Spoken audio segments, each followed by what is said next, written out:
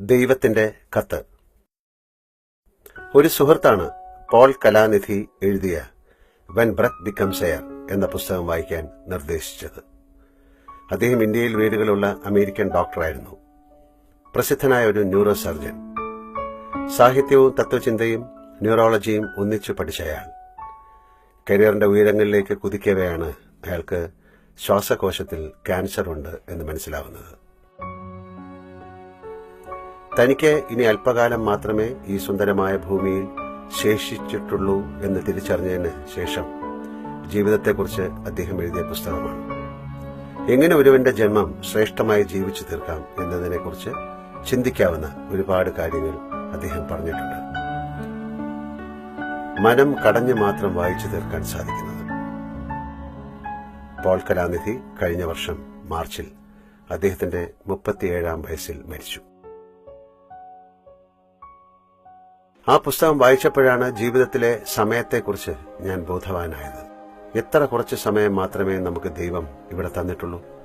അതാലോചിക്കുമ്പോൾ സങ്കടം വരും. സാധാരണ ഇത്തരം സന്ദർഭങ്ങളിൽ ഞാൻ ചെയ്യാറുള്ളത് പോലെ ഇത്തവണയും ദൈവത്തിനൊരു കത്തെഴുതി. പതിവ് പോലെ കൃത്യമായ മറുപടി വന്നു. അദ്ദേഹം എഴുതിയ മറുപടി ഞാനിവിടെ പകർത്തുന്നു.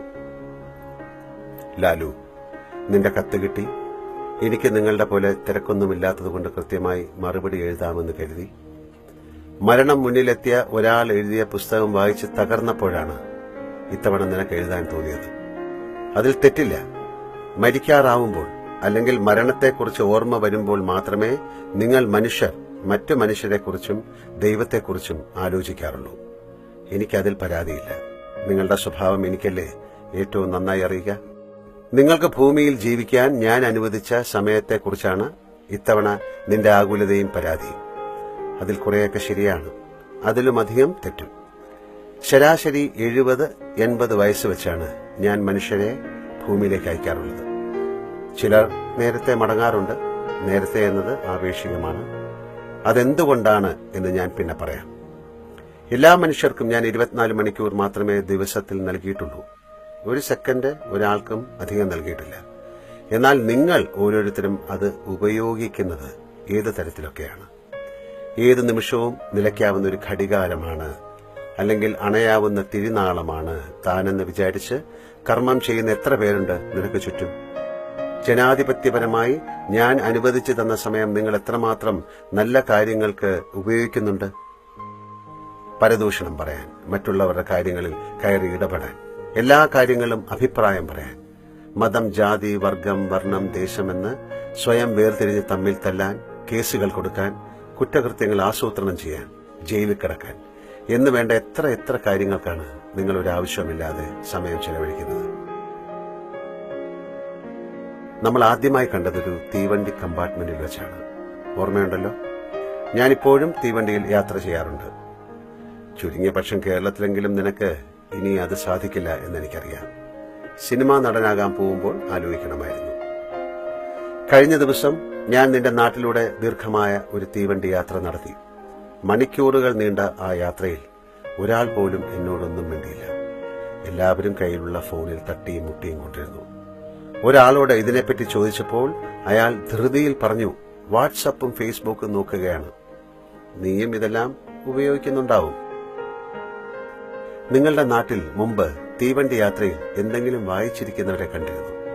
എന്തെങ്കിലും കുശലങ്ങളും തമാശകളും പറയുന്നവരെ കണ്ടിരുന്നു. ഇപ്പോൾ എല്ലാവരും ഫോണിലാണ്, വാട്സപ്പും ഫേസ്ബുക്കും. എന്താണ് ഇതിന്റെ പ്രത്യേകത എന്ന് ഞാൻ ആ ചെറുപ്പക്കാരനോട് ചോദിച്ചു. അപ്പോൾ അയാൾ നെഞ്ചി വിടിച്ചുകൊണ്ട് പറഞ്ഞു, ഇതിൽ ആരെപ്പറ്റിയും എന്തും എഴുതാം, ആരും തടയില്ല. ഇതിലൂടെ കലാപം വരെ ഉണ്ടാക്കാം. എന്തിനാണ് കലാപങ്ങൾ ഉണ്ടാക്കുന്നത് എന്ന് ഞാൻ അയാളോട് ചോദിച്ചപ്പോൾ അയാൾ പറഞ്ഞു, ഇപ്പോ നമ്മുടെ മതത്തെയോ ദൈവത്തെയോ പാർട്ടിയെയോ ആരെങ്കിലും എന്തെങ്കിലും പറഞ്ഞാൽ അപ്പം നമുക്കിത് ഉപയോഗിക്കാം. വെറുതെ ഒരു പോസ്റ്റ് ഇട്ടാൽ മതി, ആളുകൾ കയറി തല്ലിക്കോളും, ചീത്ത വിളിച്ചോളും, അവരുടെ കുടുംബം കുളമാക്കി കൊടുക്കും. ചിരിച്ചുകൊണ്ട് അയാൾ വീണ്ടും ഫോണിലേക്ക് മടങ്ങി. ഒരു ദിവസത്തിന്റെ മിക്ക സമയവും ഇങ്ങനെ ഫോണും നോക്കിയിരുന്ന് ആളുകളെ തെറി പറഞ്ഞിട്ട് മരിക്കാറാവുമ്പോൾ എന്നോട് തന്ന സമയം പോരാ എന്ന് പറയുന്നതിൽ എന്താണ് ന്യായം? മറ്റൊരു കാര്യം, നിങ്ങളിപ്പോൾ ഏറ്റവും അധികം സമയം ചെലവഴിക്കുന്നത് എനിക്ക് വേണ്ടിയാണ്, എന്നെ പ്രശംസിക്കാൻ. എനിക്ക് ചുട്ടുപൊള്ളുന്ന കോൺക്രീറ്റിന്റെ ആരാധനാലയങ്ങൾ ഉണ്ടാക്കാൻ, എന്നെപ്പറ്റി ആരെങ്കിലും എന്തെങ്കിലും പറഞ്ഞാൽ അവരെ തെറി പറയാൻ, കൊല്ലാൻ, എന്റെ പല പേര് പറഞ്ഞ് സംഘടനകൾ ഉണ്ടാക്കി പണം പിരിക്കാൻ എന്തുമാത്രം സമയമാണ് നിങ്ങൾ എനിക്ക് വേണ്ടി ചെലവഴിക്കുന്നത്. കണ്ടാൽ തോന്നും എന്റെ കാര്യം നോക്കാൻ എനിക്കറിയില്ല എന്ന്. നിങ്ങൾ എന്തെങ്കിലും പറഞ്ഞാൽ അടുത്ത നിമിഷം ഞാൻ ഇല്ലാതാവുമെന്ന്. എന്റെ കാര്യങ്ങൾ ഇത്രമാത്രം കണിശമായി നോക്കാൻ നിങ്ങളെ ആരാണ് ഏൽപ്പിച്ചത് എന്ന് മാത്രം എനിക്കറിയില്ല. ഞാൻ ഏതായാലും അത് ചെയ്തിട്ടില്ല. നിങ്ങൾ നിങ്ങളെപ്പോലെ എന്നെ കാണുകയാണ്. അഭിപ്രായ വ്യത്യാസം കേൾക്കുമ്പോഴേക്കും ദേഷ്യം വരുന്ന, ഹ്യൂമർ സെൻസ് തീരെ ഇല്ലാത്ത, അഹങ്കാരമുള്ള, വിഡ്ഢിയായ ഒരാളായി നിങ്ങൾ എന്നെ കരുതുന്നു. എന്നിട്ട് അതിന്റെ പേരിൽ തമ്മിൽ തല്ലുന്നു. എത്ര സമയമാണ് ഇങ്ങനെ നിങ്ങൾ ഇല്ലാതാക്കുന്നത്? ഇതിന് ഞാനാണോ ഉത്തരവാദി? നിനക്ക് വേഗം മനസ്സിലാക്കാൻ ഞാൻ ചില പേരുകൾ പറയാം. മഹാത്മാഗാന്ധി, രവീന്ദ്രനാഥ ടാഗോർ, MT വാസുദേവൻ നായർ, ഹരിപ്രസാദ് ചൗരസ്യ, അമർത്യ സെൻ, മമ്മൂട്ടി, യേശുദാസ്, ലതാ മങ്കേഷ്കർ, മറഡോണ, സച്ചിൻ, ഇളയരാജ, AR റഹ്മാൻ. ഇനിയും ഒരുപാട് പേരുകളുണ്ട്. ഇവർക്കെല്ലാം ഞാൻ ദിവസത്തിൽ 24 മണിക്കൂർ മാത്രമേ നൽകിയിട്ടുള്ളൂ. കളവ് കേസിൽ പിടിക്കപ്പെട്ടും കൊലപാതകം ചെയ്തും ജയിലിൽ കിടക്കുന്നയാൾക്കും ഞാൻ അത്രമാത്രം സമയം തന്നെ നൽകിയിട്ടുള്ളൂ. അപ്പോൾ എത്ര സമയം നൽകി എന്നല്ല, അതെങ്ങനെ ഉപയോഗിച്ചു എന്നതാണ് കാര്യം. വലിയ അത്ഭുതങ്ങൾ ജീവിതം കൊണ്ട് കാണിച്ച എല്ലാവരും സമയത്തെക്കുറിച്ച് നല്ല ബോധമുള്ളവരായിരുന്നു. ഒരു തുള്ളി പോലും കളയാതെ അവർ അത് ഉപയോഗിച്ചു, അധ്വാനിച്ചു, നല്ല കാര്യങ്ങൾ ചെയ്തു, ഉയരങ്ങളിലേക്ക് പോയി. ആ ബോധമില്ലാത്തവർ, ഞാൻ നേരത്തെ പറഞ്ഞതുപോലെ, സമയത്തെ ഒഴുക്കിക്കളയുന്നു. എന്നിട്ട് അവസാനം പരാതി പറയുന്നു. ലാലു, ജീവിതം എന്നത് ഒരു മരച്ചുവട്ടിലെ മനോഹരമായ മയക്കം മാത്രമാണ്. അത് മനസ്സിലാക്കുക എന്നതാണ് ഏറ്റവും വലിയ കാര്യം. അപ്പോൾ നിങ്ങൾക്കതിന്റെ വിലയും അമൂല്യതയും മനസ്സിലാവും. പിന്നെ ഒരു നിമിഷം പോലും അനാവശ്യമായി കളയില്ല. ചെയ്യുന്നതെന്തും സർഗാത്മകവും നന്മയുള്ളതുമാവും. അങ്ങനെ ആവുമ്പോൾ ഓരോ നിമിഷവും പൂർണ്ണമാവും. അത് മനസ്സിലാക്കി ജീവിക്കുക.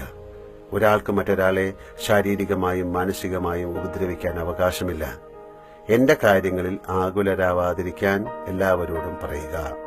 പ്രപഞ്ചത്തിന്റെ മൊത്തം കാര്യം നോക്കുന്ന എനിക്ക് എന്റെ കാര്യം നോക്കാൻ അറിയില്ല എന്ന് പറഞ്ഞാൽ അല്പം ബുദ്ധിയുള്ളവർ നിങ്ങളെ പരിഹസിക്കും.